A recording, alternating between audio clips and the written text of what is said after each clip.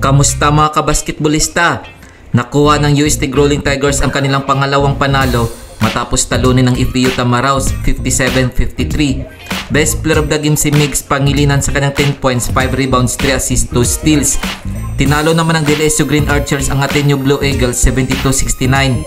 Best player of the game si Kevin Kembao sa kanyang 14 points, 9 rebounds, 6 assists, 1 steal, 1 block. Kung umabot ka dito sa video na to, mag-like na at subscribe. Heto naman ang game recap result.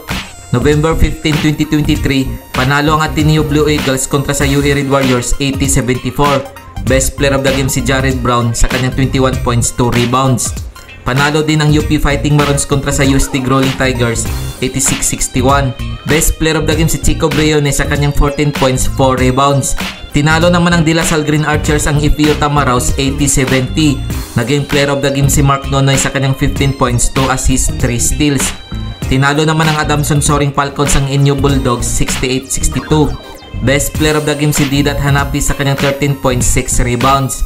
Heto ang mga laro ng November 19, 2023 na gaganapin sa MOA Arena. Maglalaban ang Adamson Soaring Falcons kontra sa UE Red Warriors alas 2 ng hapon.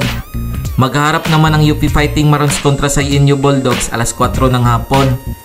Heto ang team standings as of November 18, 2023. UP Fighting Maroons 11 wins, 2 losses. DLSU Green Archers 11 wins, 3 losses. Inyo Bulldogs 10 wins, 3 losses.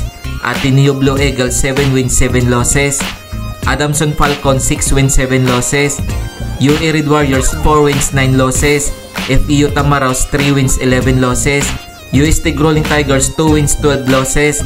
Kung nagustuhan mo ang video na to, mag-like na at subscribe.